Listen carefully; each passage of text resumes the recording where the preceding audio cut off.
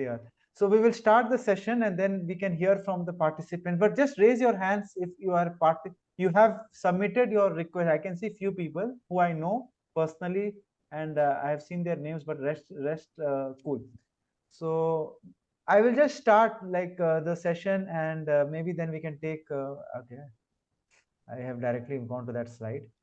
Cool. So quickly, this is the announcement of this the winners. But I just wanted to also talk first about the little bit about the hackathon. We have some judges here, and the purpose of doing this session was we are doing the physical event on 27th, but some of the judges are not going to be there on 27th. So we thought the winner announcement we should do it online with all the participants as well. And I will just quickly introduce myself, then we can request the judges here who are available with us to also quickly introduce. So I am Mohammad Arshad, 20 years as a data scientist and now founder of the company called Decoding Data Science that is into consulting, academy, and creating the whole 360-degree ecosystem through the community. Over to you, Michael. My name is Mike Stottleman. I'm the founder and CTO of Falcons AI, and I'm just a huge AI technology enthusiast. I think Sona is not there. Mohammed Almari. Yeah. Yeah, my name is Mohammed Al-Mari. I'm a director of dissemination department at Statistics Center Abu Dhabi, and also the technology investment advisor of His Highness Sheikh Saeed bin Khalifa Al Nahyan. I've been in the technology field for the last 31 years, starting from mainframes till now, building platforms which is related to data science and implementation of AIs. Thank you, Talal. Hi, my name is Talal Sheikh. I'm an associate professor at Heriot-Watt University. I mainly specialize on AI and robotics here, and I'm also the director of undergraduate studies over here. I've been interested in AI, and we have been doing some quite interesting stuff. And I can see some of the students here or people here on this list, some of them whom I already know. So it will be quite interesting. Yeah, Waji. Waji, can you hear us? We cannot. I think he's here. Sorry, right? guys, Yeah. I was muted. So, sorry, I was muted. Vaji here. So, guys, I'm an industry veteran like Arshad himself, like over 18 years of experience. It's mostly been software and machine learning and AI. So, I'm more of a hands-on guy, and I do independent consultancies as well. Thank you. Yeah, thank you for the introduction. So quickly about I know most of you know about the hackathon, but just for the people who are joining as an audience, this hackathon was about facial emotion recognition, and here the main challenge was to create a model. And here it is the most important part is creating a model, right? Not using API calls, to create your own simple model where you can test it for 5 to 10 seconds videos where you can detect emotions: happy, sad, surprise. There are 7 types of emotion. So these were the timelines. If you can quickly see the timelines, we officially launched it in our meetup. The challenge was released at 31st. The submission deadline was at 12 o'clock. The winner announcement was supposed to happen online on Discord, but we are doing this today on 12th of June in front of everyone. And the official award ceremony that is going to be there on the 27th June in Coders HQ Emirates Tower in our monthly meetup that is there. So now about this objective of this hackathon was more of how you can develop an efficient facial emotion recognition system using OpenCV, TensorFlow, and the data set was given, and we gave the source of the data set to start using it and creating it. And the purpose of this initially was to achieve accuracy, low latency, and minimal computational overhead, so that we can replicate that and we can see a quick demo of your application by taking a 5 to 10 seconds video and how you are analyzing the facial emotions that are there. So this was the major objective. And the earlier the evaluation criteria was accuracy, but because of the the systems, we could not replicate the code in our environment, and we could not see the direct thing. That's why we looked at model structure. Exactly how have you built the model? Starting from this, we will discuss after the call. We'll have a discussion about this, about how you took the data, how you did some data balancing or data cleaning. That these are some of the steps that are not told, but supposedly we need to also take care of, and which we will have an open discussion about. Then how did you train the model? What was the criteria that you took into consideration, and how much epochs you used, and all the other parameters. Then we had the code structure and documentation, which is we discussed, the judges discussed in our earlier calls, that this is very important, specifically in work and in these type of events, right? Because end of the day, how you are wrapping your whole project, it should work. That is the minimum thing that it should work. Like, that's why we requested the demo. It should work, but how have you packaged it so that the judges can see and understand and analyze? Because you are not just creating a piece of code and just running it. You need to also structure it in a way that other people can understand, and that is very, very important. And about your demo, how did you do the demo, and how did we try to replicate it? That is there. So before I move to before I move to the price distribution and everything, we want to understand from people. Like, Michael, do you want to add anything? You want to hear from the participants here how they approached the problem, specifically we were discussing, right, the data part, the model structure part, and how did they start their process, their journey, and then we will go a little bit in the prize announcements. What do you say? Right. So I think for me, it's just, I would like to hear from the participants what they learned, what they saw, the difficulties they encountered. So Yeah. to Mohammed's point previously, the whole purpose of this was to give you real world experience. And I think when were having discussions with the judges, a lot of us were of the understanding that in the real world, you don't get all the clean, pretty data. You don't get everything packaged nicely. So that was one of the key criteria that we looked for, was how you handled the initial data set, right? And what did you learn on going through the steps? So that's kind of what I would like to hear from the participants. Yeah, sure. So I can see there are 5 or 6 people who have raised their hands, who have participated and submitted. Do you want to unmute and just share your experience, and then we will talk more about. Then we don't want to.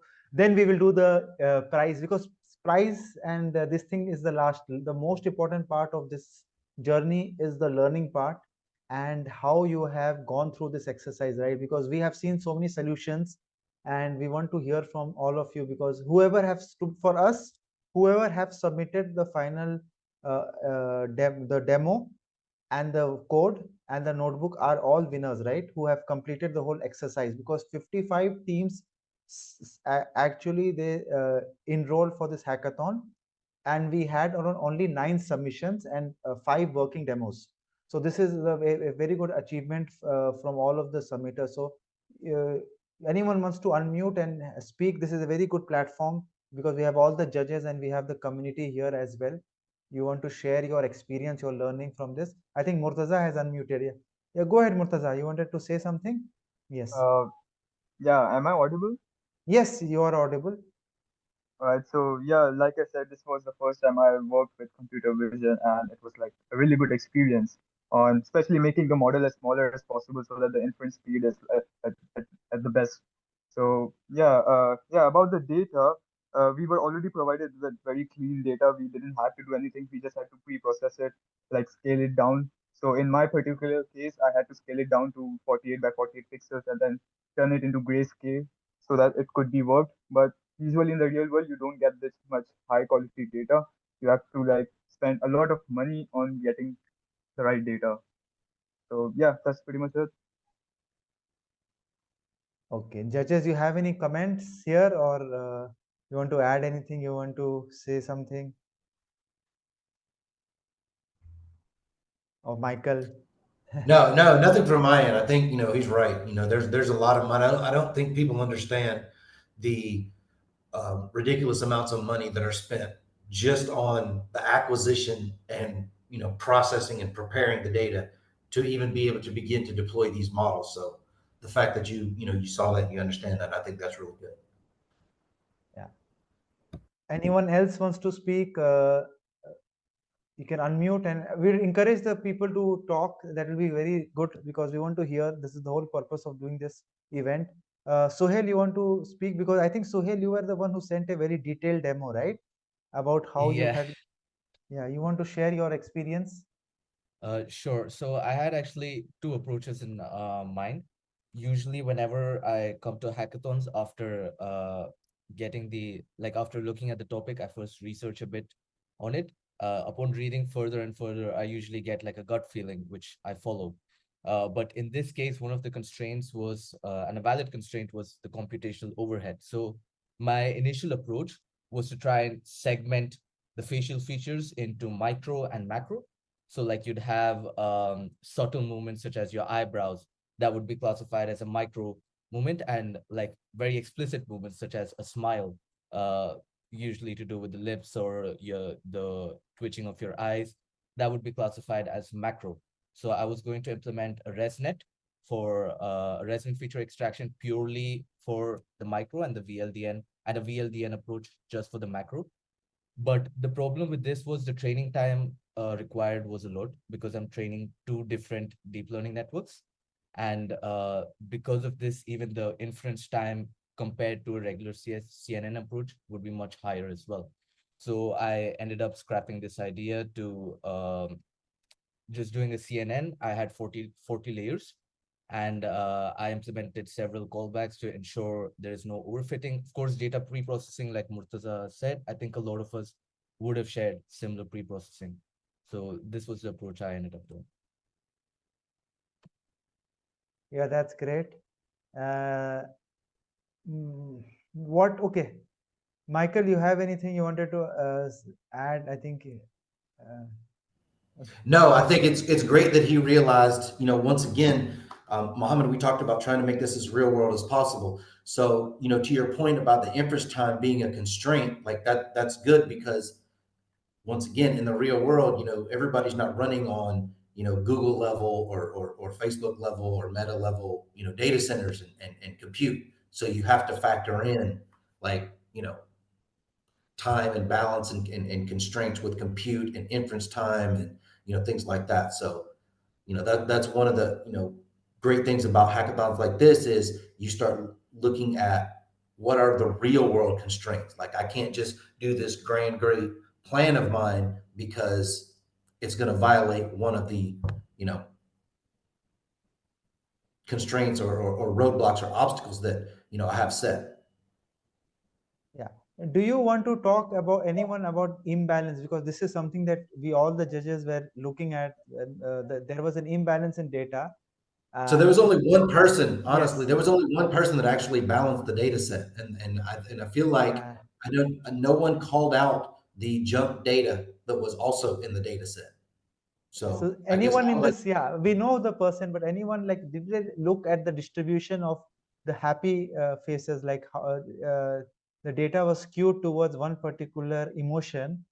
And don't you think that that is a problem in the that you need to look at? Just wanted to know your thoughts. I know the time was less, but these are some of the things that are there. I think Vedant is unmuting, and he was the person who saw this and he was trying to do something. Yeah, you want to go ahead, Vedant? Yeah. So essentially for this question, initially I noticed the distribution didn't pay much attention, but then when I tested the models, I realized there are like certain emotions where it's catching it very easily, and then there's certain emotions where it's simply not like realizing what the emotion is. So then I went back to the data and then I analyzed and I saw like, okay, the distribution is skewed and obviously this is affecting the performance. So in the last part, when I was training the ResNet, then I thought to incorporate this class weight mechanism so that accordingly, if they're like emotions like happy have a larger amount of photos, we can balance that with emotions that have lesser number of photos in the data set. So we are not having a skewed data set and it's learning only like features from like happy emotions and then getting skewed toward that aspect. So that I thought was crucial, but even I realized towards the latter end when I actually tested my initial models. Yeah, actually, but at least you noticed it. Yeah, you noticed it and you try to do something. And this is what I know. These things are So in a hackathon, as we were discussing with Talal also here, if you want to add something, Talal, that we did not explicitly mention it, but these are some of the things that we want people to, this is like bonus points, what we say, right? The bonus, the secrets that are there inside the data, which as a data scientist, you need to find out, and you need to at least tackle it. Yeah. Any of the judges has any comments, Waji, Talal, because Waji also has extensively checked all these results. We have all the participants who have played around and who have submitted. You want to ask them any Yeah, specific I would like questions? to say something. Yeah. Go ahead, I would Waji. like to give, yeah, I would like to give my kudos to Vidant for figuring out the data balancing thing, which was very important, and it's good that he understood that like he said, it was catching some of the emotions much better and the others not, and that was big evidence for him visually that there is something wrong with the data. The only thing is that some of the participants, I guess most of the participants, never looked at the junk data that we had in there. Probably none of them. Yeah, that is it. Talal, you want to add something and or No, I think Wajid said what I had to say, but the thing is, like, I mean, at least Vedant followed the, let's say, the life cycle of data science project. Yeah, I mean, you keep on testing your model till it at least not only by numbers gives you that feedback, but probably visually. So I think he went the visual approach as well, and then decided that the data set was not balanced, and then tried to sort of adjust the weightage between the different sets of classes. I think disgust was the emotion that had the least number of samples. So I think and usually on a FER data set, disgust is one of the difficult ones to catch in the first place. So but all this comes from experience, so that's good.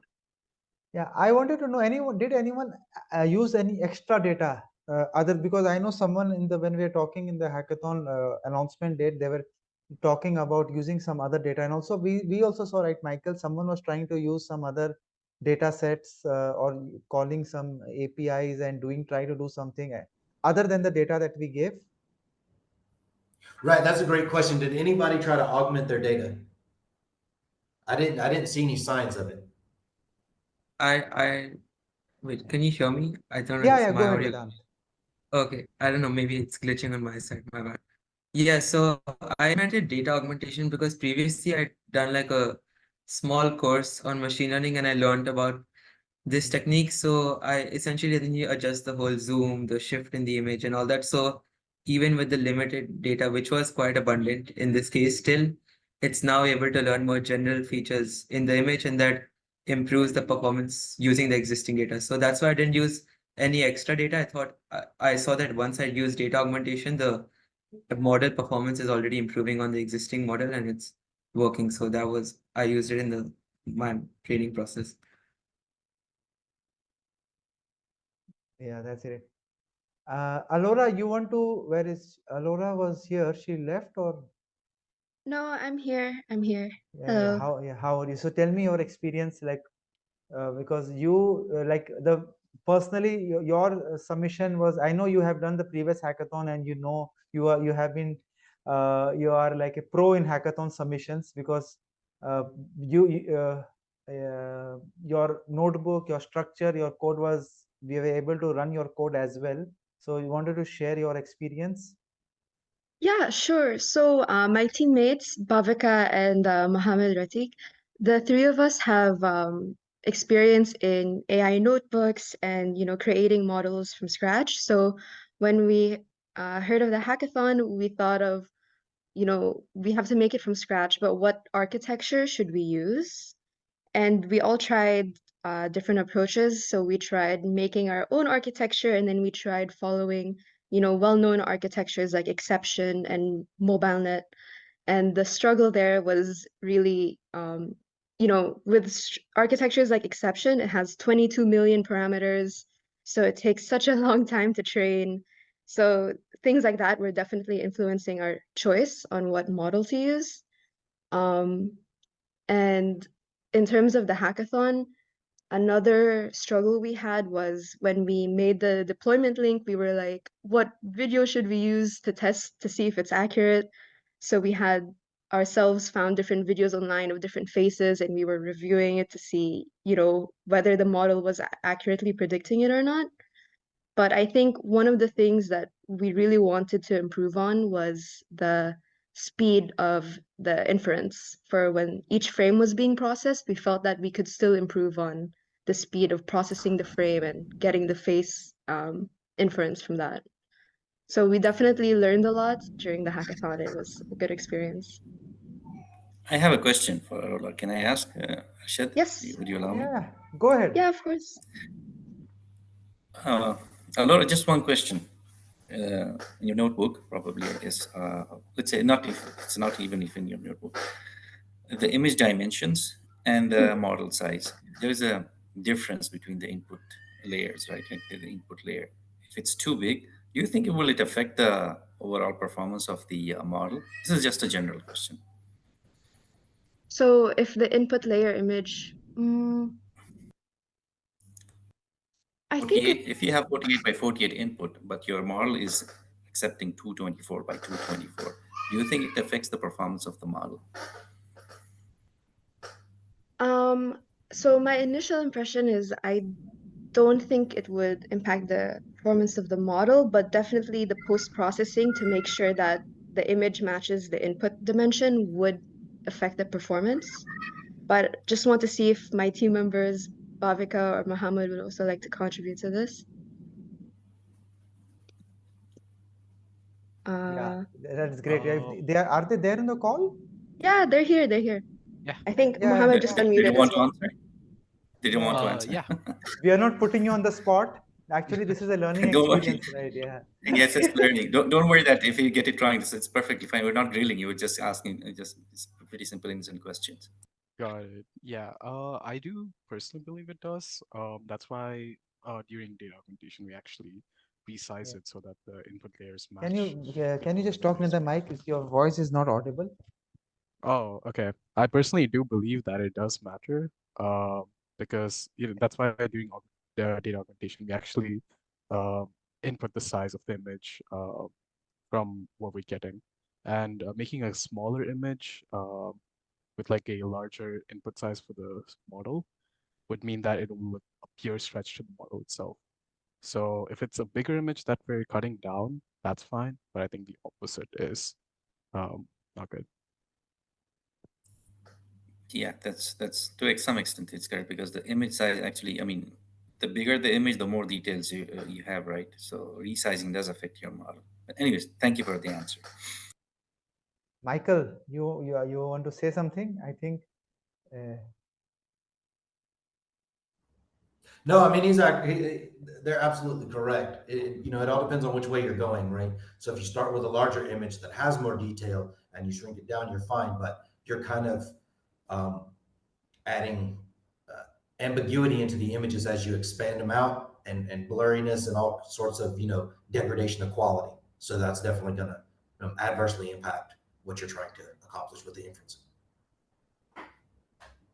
Yeah, one thing that I know this is wanted to note, like something that we saw very common, and wanted to also hear from Nihar specifically, because when we are doing this, we analysis of the submissions, we saw that many of you used ChatGPT, and I know that it's not something to be penalized, but just wanted to we were debating this, right? ChatGPT is a tool that every coder will use, but the most of the codes that were generated or wanted to know, how did you use it? Like you used it to ask a specific module, or you just took the code from that? And because from the way the comments were there, we could see that most of the things were generated from ChatGPT. So wanted to know, anyone wants to share that, how did they do the coding part? How did they take that code from ChatGPT or Copilot or any of these tools?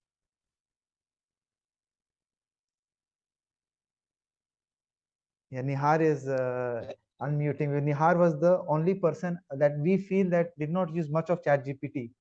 Yeah, go ahead, Nihar. So for us, no, what happened was first we didn't have a GPU, so we were using CPU for training the model. So that was one of the biggest issues. So when we first trained the model, it was like almost negligible like accuracy. So like we were pretty sure like some of the parameters were wrong for us, like what we were using for training the model. So like probably we used over there like which were the correct parameters like to clarify the images and all. That is where we had to go to the AI course. And another problem was was there any way to like decrease the what do you say the training time? Because after training, like we had minimum 20 to 25 epochs were needed to at least have like a proper accuracy, and like or if we can have like multiple devices train it and then combine multiple models, because like practically this was like a first machine learning hackathon for us. Nice. So like for the parameters and all, we went to ChatGPT. Yeah. So you tested everything line by line. This is what we saw when we were doing the modeling part. You were for everything that you were checking one by one everything, and then that was something that was very different. And I wanted to hear from someone that who use ChatGPT, right?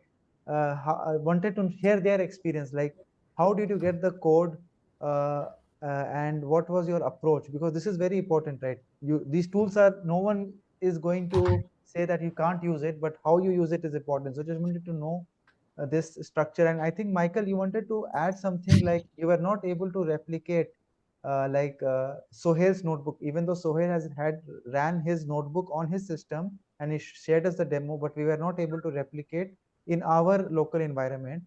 And Correct. Something that was missing, which we don't know exactly.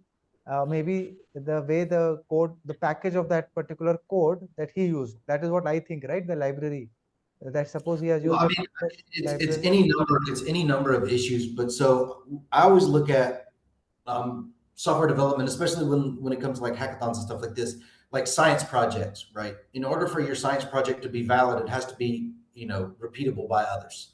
And so I think that's kind of one of the things that, struck me is when I couldn't replicate, just download, create my new environment based on the requirements that you had in your GitHubs, and then just run the code from there. So that was kind of, one of the things that was kind of threw me off.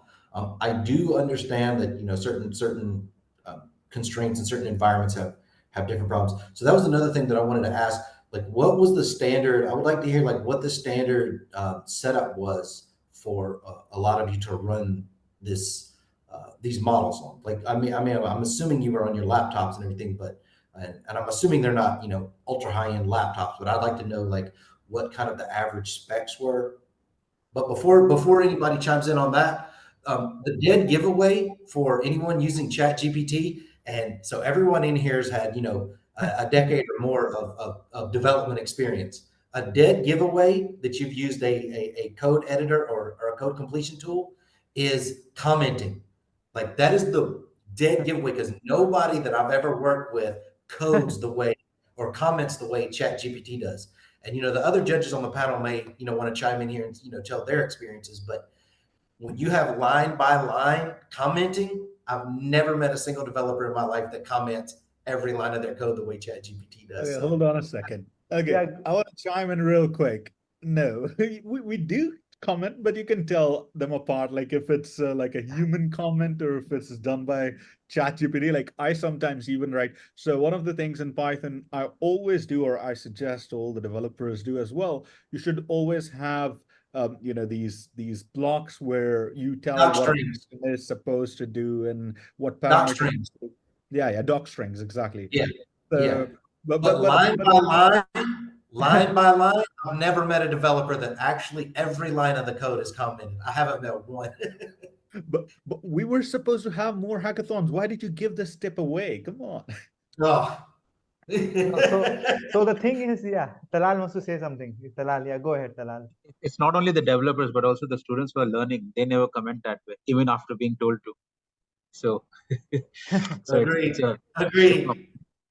Yeah. So the thing is, you guys are, it's a very big learning. So all of you who are in this call, and if you are working, going to work, and if you're using even ChatGPT related codes, then remove the comments, line by line comments, and you can put, as Michael was saying, like block comments, like what the whole block is doing.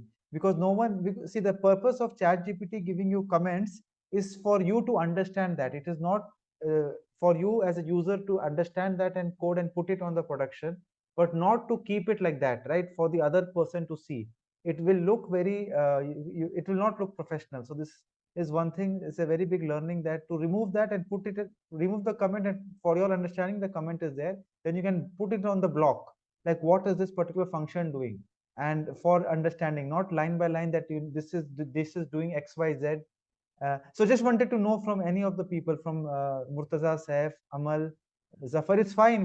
If you want to share your experience, how did you use it, the code, from where did you get the code for the running the model, and what was your steps that you wanted to do? It's a learning experience for all of us. It is, and everyone is using these tools. It's not that we are not using it, but just wanted to know your thought process. If anyone wants to unmute and speak.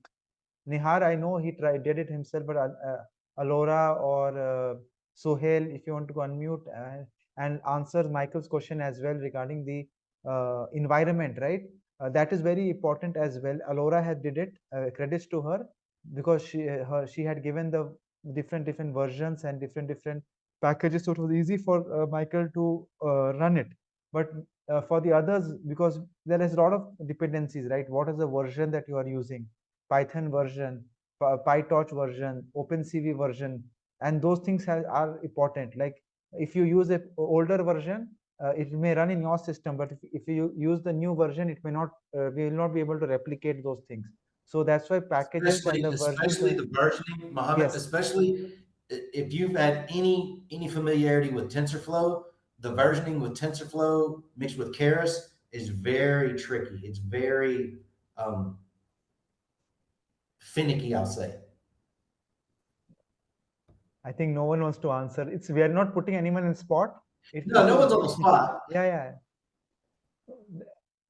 At least you guys are studying. Yeah, Sohail, yeah, go ahead. Yeah, you have unmuted. Yes. Yeah, about the dependencies and the versioning, it actually slipped my mind. I should have had a requirements txt with the proper virtual environment set up. So that's something I'll keep in mind for the next ones. I had deployed it though and shared the live link. In the README document, it was attached at the top, so that anyone would be able to use the website even if they're not able to set it up, use my application even if they're not able to set it up on their system. Yeah, that's great. So, Suhail, so I know you are in which year, which college, and which year? Heriot-Watt University. I'll be graduating next month. Next month. Yeah. That's great. That's great.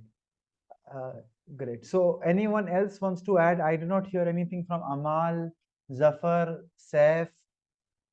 Actually, I'll go Yeah. next. Can you hear me? Yeah, go ahead. Yes, go Yeah. ahead, Bhavlika. Yeah. So, we've worked in teams very often, and I've always noticed that there will be a lot of errors, especially with dependencies. So, for me, at least, it's kind of like a normal thing to create a requirements.txt file to make sure that we can at least run the code, at least within the team, not just for an external person. And for ChatGPT, I think when it comes to very simple code like the Streamlit app or just making the initial template, I think GPT is very helpful because it saves so much of time. Then we don't have to write the redundant code again and again. So yeah, even for the model, I think like making the generator or initializing the model or just creating a simple block, we can use GPT and then add on to it. And I think that saves a lot of time. Yeah, I think yes. So you are from Alora's team, right? Yes. The team. The name of the team is FAIC. Right. What is the full form of FAI.C? Is there any full form, or it is FAIS? I think Alora can answer that. So it's supposed to be like a pun, like facial recognition, but the A is AI, since we're using Oh, that's great. That's great. like FAI face. Yeah. So this is one thing. This is what I like what Bhavika told, because she made sure that someone in the team, like she had a requirement file because they had a team of 3 people, right? Alora's team, they had 3. So one person has ran the code. They have to make sure that the requirement file, as Michael is telling, with the version and with the verb, all the details were there, so that suppose if Bhavika made, Alora can also replicate it. That Sohail was single. He was alone in the team, right? So he did not think so much about that version part. Nihar, I'm not sure what was your take, because Nihar was experimenting a lot, and he did not. He also had a team of 3. I wanted to know from your thoughts, Nihar, like about versioning and all those things about replicating it. Did you have anything in mind? Because there were 3 of you who were working on this project. That's why I wanted to hear how did you go ahead with this. Yeah, I mean that did not click in our mind at that time for versioning and all. Because like we had just divided the task that one of us will do the Streamlit part, so like they just needed the Streamlit module, and one of us who will train the model will give it to them. So like 2 of us were on the training side, and one of them was for the Streamlit. So like we didn't think about replicating the requirements and all that time.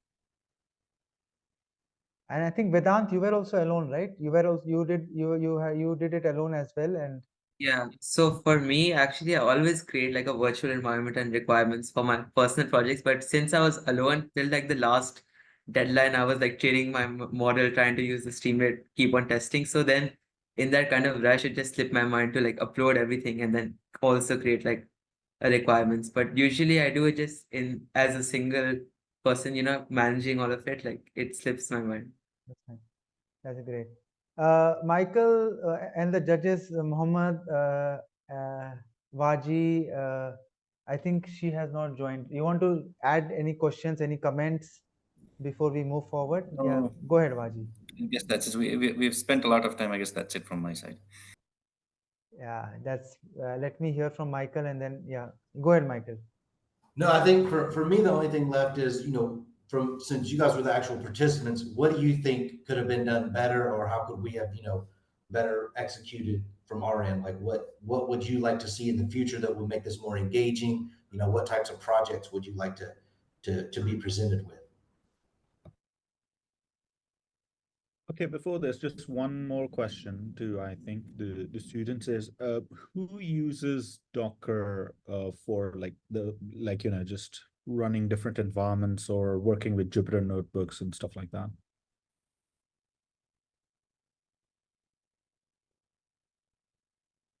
I have Did, used it did before, anyone use Docker? not for this hackathon, but I do use it for some projects from time to time. All right, Suhail yeah. is unmuting. Yeah, go ahead, Suhail. You were trying to tell something? Yeah, I said that I haven't used it for this hackathon, but I have used it for various projects from time to time. Great. Wonderful. I'll just share like a quick tip. Basically, for this one, I think you needed to create a Streamlit app, so of course that won't be applicable here. But generally, I think for a lot of experimentation and shipping your entire, even you can use you can ship the entire application with Docker as well.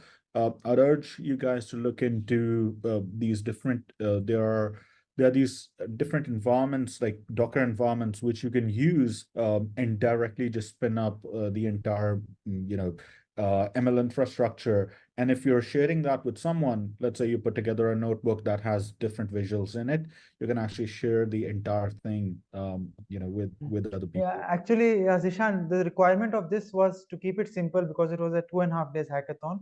So Docker is something that we will not expect there, because it was just to create the model. The main thing was model and then putting it on Streamlit so that quickly. And Dockers will be another, I know it will be another level of expertise and time to put it and deploy it. If people who know that, it is good for them, but we kept it simple for this hackathon. But I wanted to hear from Vaji, and then we can hear some comments to improve this hackathon. Just one more thing I would like to add. I mean, in terms of hackathon participants and overall experience. I mean, because like I've done a lot of software programming and I've done a lot of code development myself. I love clean code. So my suggestion, or let's say my advice to the participants, or maybe next time for the hackathon, is that we should have some standard for of I mean, let's say accepting a good piece of clean code it's quite important. I mean, for this hackathon, I understand it, the time was short, so you had to hack a lot of things, right? So it's a hackathon in that sense. But whoever can come up with a uh, clean piece of code, I think that's very valuable. Down the stream, once these young men and women graduate, once they go into the industry, they'll see that unless they have a good piece of code that's refactorable, or they can work on it, or somebody understands it after they have left the company or two, it's really, it's going to be frustrating for them to also read code that's not humanly readable or not maintainable, or in that sense. So my 2 cents are: anytime you guys write code, write it nicely, write it cleanly, as if you're explaining it to yourself. Thank you. Yes. I wanted to hear from Muhammad Almari, at least his comments, because he's waiting for he's in Korea and it's very late for him. I just wanted to hear some of his thoughts, and then we will go to the winner announcement. You wanted to, yeah, go ahead, Muhammad. Thank you for giving me the opportunity to talk. Based on what I have seen and also what I have heard here for the answers and the contribution of participants and from my colleagues as a judge, I think this is I would consider it as a great journey for all of us to learn about how we can make the hackathons more dynamic, more efficient, and also more knowledgeable in sharing the knowledge and experiences, and also sharing our solutions. I think it's good that we have seen the participants. They have gone through multiple, a variety of environments, variety of tools, variety of way of thinking. Okay, which is, I think, that's the purpose of this hackathon, to understand more ideas and put all the thoughts together, and we can identify what will work, what will not work. So I'd like to thank each one by name, from participants, from my colleagues, and also special thanks to Muhammad Arshad. He's the guy who is always available to answer my questions from time to time. So thank you all for that, and have a great day. Thank you, Muhammad Almari. Yeah, before as I want to hear before I announce the winners, that is because winning is one part, but this is our third hackathon we are doing as the community. Alora has been part of 2 of the hackathons, and we wanted to hear, because now you guys are old in the community, because we want to keep doing this regularly, and you know the benefits. Alora, also you might know the benefit that 5 of the people who were I just met one of yeah, on yesterday event. I met one of the person who won the AI Co hackathon, the second hackathon. Sadia, I will mention it to you as well. And not 3 people joined, 2 more people joined. So total 5 people from that hackathon winning team.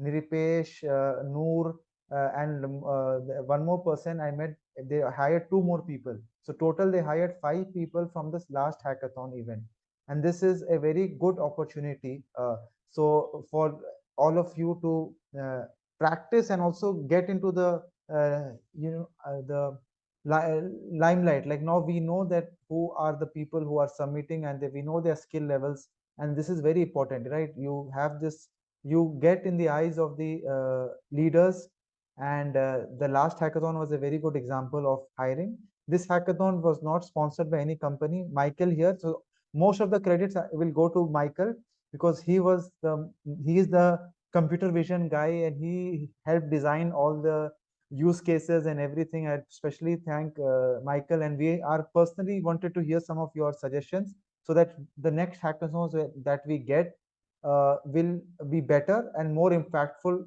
not only for you but also for something for the UE ecosystem as well, because we are part of this ecosystem, so we need to do something that also benefits this ecosystem as well. So we wanted to hear from one of you before, especially to Michael's point.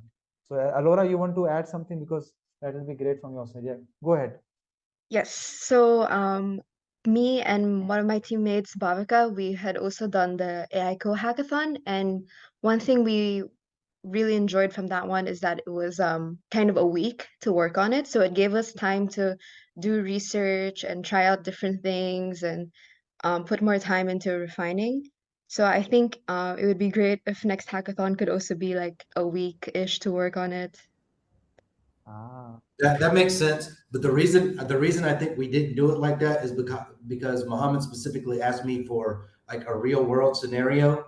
And a lot of times, like you won't have to, build a model from scratch, but you'll have to jump in and fix a broken model. And you don't have, a week and there's no time for research. It's, hey, this has to be fixed right now. Our model's live, it's breaking. So that's kind of like what you're saying makes perfect sense. And I get that. But in the real world, solutions break all the time. And so it's kind of like you have to do stuff on the fly. So that's the only reason that I didn't push it for that number of days.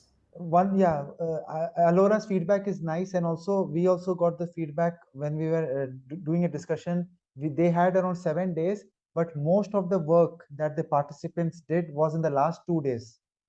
Even for that hackathon, I know we had talked to many of the participants. So they did research for 5 days or for 4 days, and the actual work, hands-on work, started 3 days. And this was the thing and why we selected 3 days also was the reason was Friday morning, because weekend is there. Some people are working, some people have other work to do. Weekend is something where people have time, and that is what we did. But we can next time we can be a little more flexible in time, maybe 4 days. But this was our thinking to optimize the time required that is there for this algorithm. Anyone else wants to give their comments about how to improve, what are the things that they need to do? Yes, go ahead, Suhail. I think next time maybe a proper description document would be helpful, because I remember in between the hackathon there was some confusion regarding the deadline to upload and also the data that can be used. So I think next time it would be better if everything was laid out in a document and sent to everybody rather than like Discord channel. Okay. Okay, that is. But we had yeah. Someone is Please go ahead. speaking. Yeah, go ahead, Bhavika. Yeah. So I think a proper specification doc would also be helpful, so we know what you expect, Okay, 1 second. so that Specification doc in the sense? like what do you expect exactly, in the sense if you You're want talking like about like a typical software development requirements document? exactly, yeah. Because that would be easy for us, so we know what to focus on and what not to focus on. Because we were not really sure what exactly was expected from us. Just adding on to Bhavika, I think in between I was troubling Waji a lot. Like I was constantly messaging him on Discord, like, "Hey, like, is this what I'm supposed to do? When am I supposed to submit it?" And he very kindly answered all my queries throughout everything. It's just that I remember initially the deadline was set to be 12 p.m. and then it was later rectified that it's actually 12 It was a.m. midnight. Yeah, that was a typo. I agree. It should have been written midnight. That was a typo because midnight, and I mentioned it midnight a couple of times, but in the text it was written as 12. Yeah, I think it got Yeah. lost somewhere in the messages. Yeah. But But that's overall, I okay. think it was especially like whenever I had a query, the fact that people responded and answered me, it meant a lot. Other than the deadline, actually we mentioned 3 things. If you see, Michael and me documented 3 things that were there, right? You needed to create the model. The data set was given. We had given the link of the data set as well. And third thing was we mentioned it to deploy it on the web. These were the 3 things that were given, and this was our main requirement, like model, and it should be deployable, and we should be able to run it. That was the main thing that we required from all of you. And yeah, we kept it very simple. We did not want to like create an elaborate document, but maybe next time, yes, we can be a little more specific. Yeah, you wanted to say something, Michael? Yeah. But so once again, Muhammad tasked me with, some kind of real world scenarios.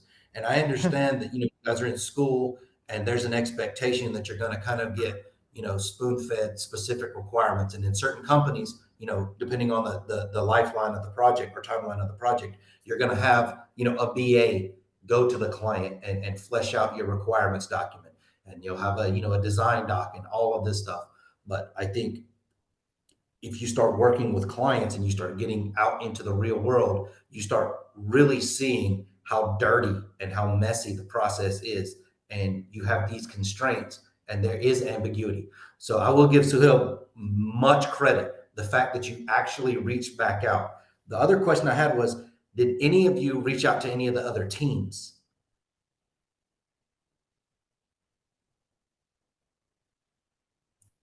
Not really. I guess not. I guess not. Nobody. Nobody. No, that the purpose of creating the Discord channel was to discuss, and There as it someone is. was telling, right, There it is. Suhail. There it is. Yeah, main Right. purpose of the channel was to discuss all the team and people who submitted. Most of the people who submitted, who were active, they were in Discord. They were talking, and they were, as I told you, right, 55 teams actually submitted, signed up for the hackathon, but only 9 submissions happened, and 12 people forked our repo. So 12 people actually tried the hackathon, and only 9 people submitted. So this is the waterfall number. But for us, the main thing was everyone who tried, that was, they are benefited from this whole ecosystem, and you will learn every time you do. And we also got some feedbacks, and we wanted to keep it little bit, as Michael is telling, right, real time.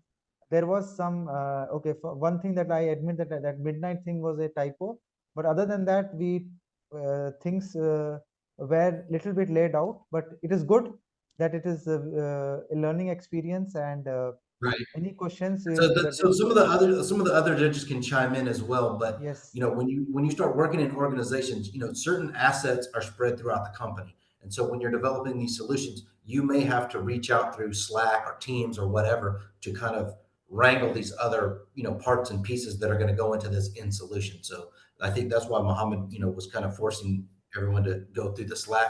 I'm sorry, yes, Discord. the Discord. Yeah, and I was actively looking at the Discord. That I was actively looking at the Discord, and I really thank Vaji. And if you remember, I put a Jupyter notebook out on Discord to help with the data prep and management. Yes, I didn't give all the secrets, but it was some things to kind of help But clean cool. some I stuff. think we have 2 more minutes. I'll quickly. So this is quickly talk about the prizes. So whoever participated, thanks a lot.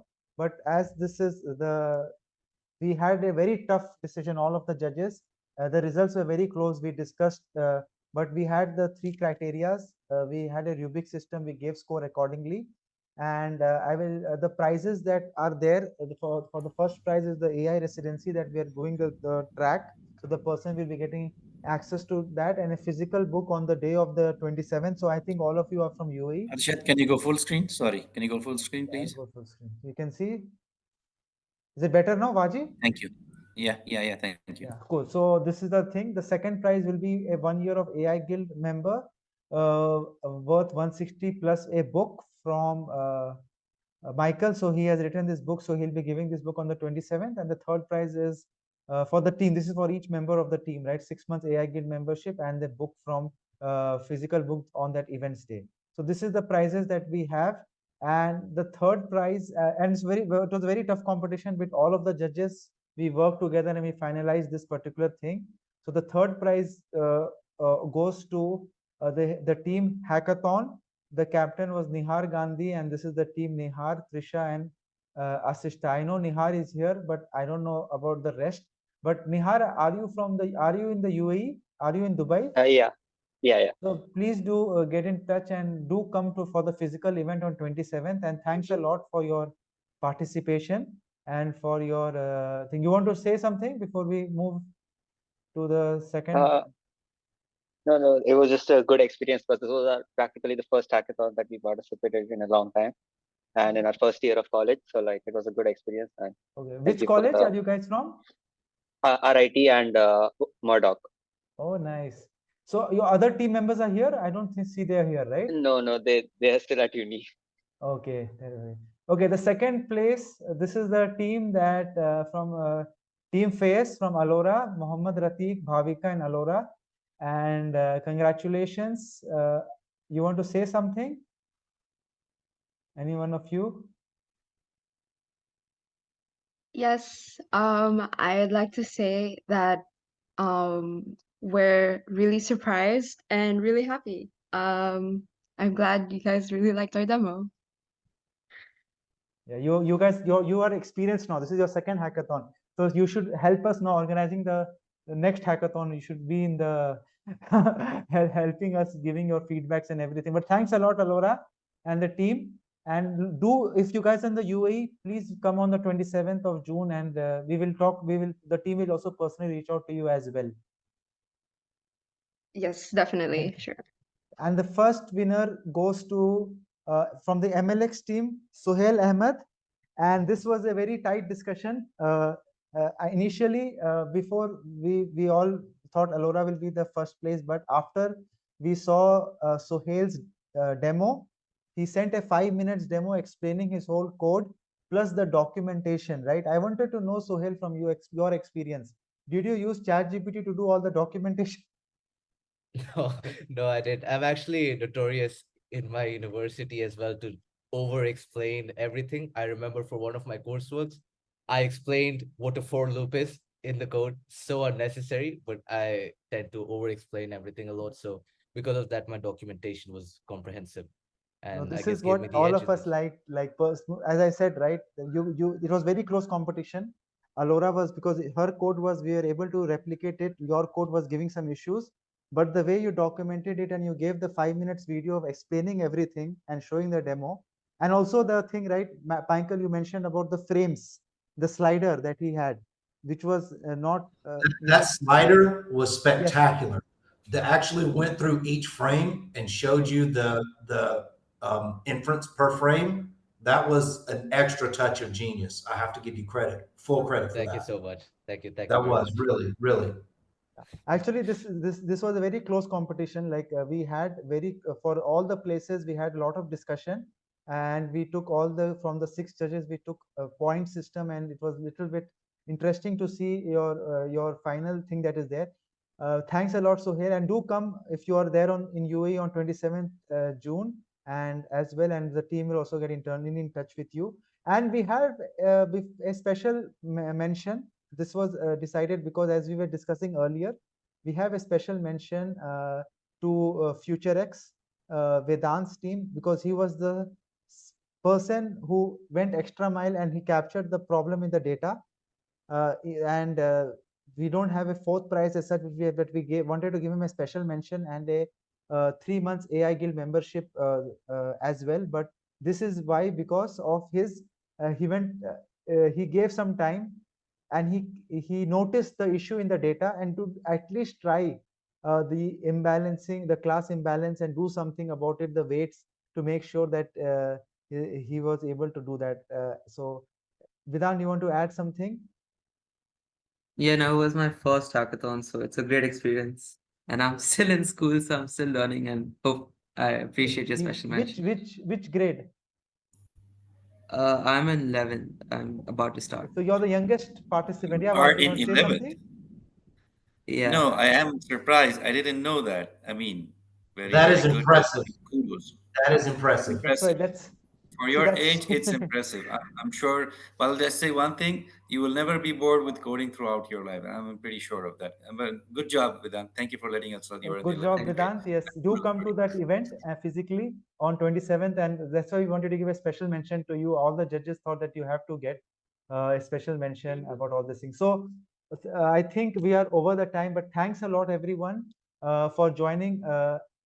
Michael, you want to say some final words before we depart, and any of the judges want to say the final words?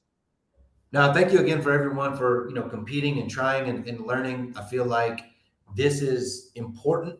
That the more people that understand the nuances and the mechanics of developing and deploying these models, we all get better. So, thank you so much for your contributions and the fact that you're curious and you want to learn and expand your knowledge set. You literally are contributing to a better society, because the more of us that understand AI, the more of us will be able to decipher what's coming out of big tech and things like that. So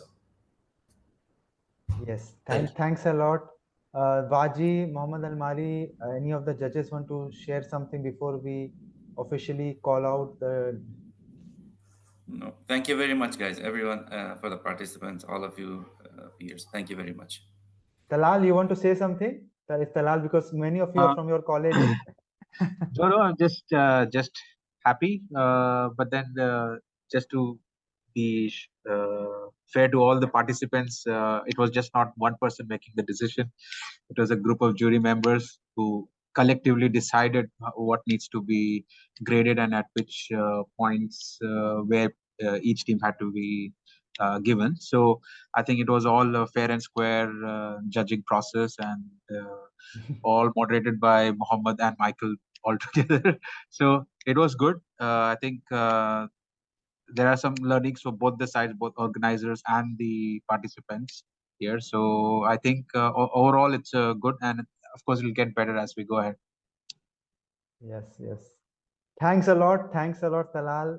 I know it's very late for Mohammad Almari, but everyone have a great day. Do try to come on the 27th June. We will have, this was a very good event. I think all of us came together. We announced the, on Discord, it would just have been a announcement, but at least we did it. Sadia, you want to say something? You've unmuted. You want to give a final word? Yes. So I wanted to say, add a point that I think as a community, it's very important for us to keep the channels open, which are very much in alignment with community. So therefore, the reason is for Discord communication, because email chains is something that everybody does it, and we are tech. We're a tech community, so we have to be with the pace and advancement and adopt technologies. So guys, whoever have objections, this is the trend, and if you want to be participate with any of our future hackathons, this is the way forward. So please join our Discord community and join our AI community. Be part of this to hear for more updates. Thank you so much for Michael for being part of the organization as and running and executing this hackathon. And thanks the jury members for taking out your time and for sharing valuable feedbacks and judgments.